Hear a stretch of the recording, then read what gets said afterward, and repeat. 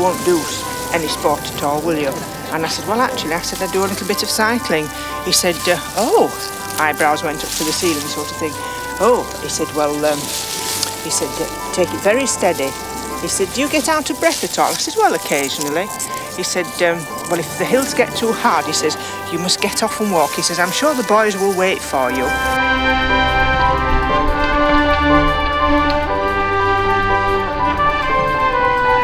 Cycling history is full of great heroes. There's people like Rick Van Looy, the fantastic Belgian sprinter roadman, like Gimondi, the Italian champion, like Eddie Merckx, of course, and Fausto Coppi.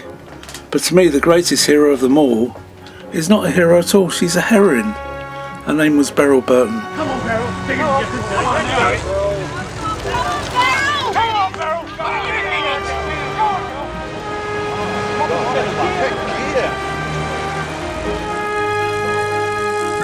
So here's a close-up of the Queen of British time trialling on her way home. Come along, Beryl. Yes, the Queen of British time trialling. Beryl Burton certainly was that. She reigned supreme in the sport from her first championship victory in 1958 to her final one in 1986. One of Britain's cycling's champion of champions, Beryl Burton won the Women's BBAR, the British Best All-Rounder title, an incredible 25 years in a row between 1959 and 1983. Through sheer force of will, she became arguably the greatest woman cyclist ever, and yet she only did it part-time and she remained an amateur throughout her life. As well as time trialling, Beryl excelled on the track and on the road. On the track in the 3,000-metre pursuit, Beryl Burton was world champion 5 times. In road racing, she was world champion twice, second once and a national champion no fewer than 12. So, 7 World Cycling Championship titles, more than 90 domestic championships and numerous national records, all achieved by a working housewife and an amateur rider. Also a Morley Cycling Club member at this time was Peter Jackson.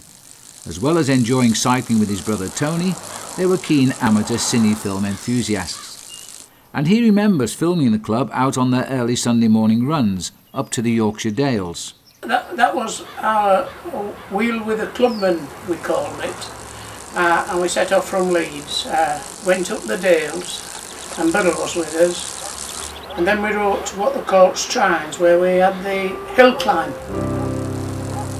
Of course, Beryl didn't ride in the hill climb because it was men only, and we had the hill climb, and then we came home.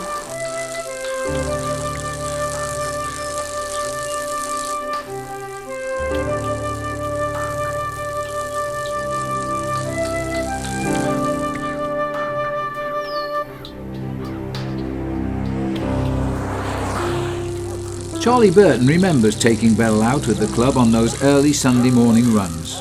When she actually came out with the club, because that was early on,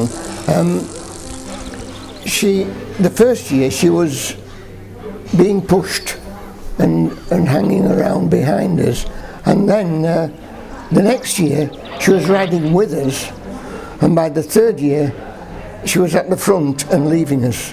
We had a talk about doing some filming, and we went to buy a camera.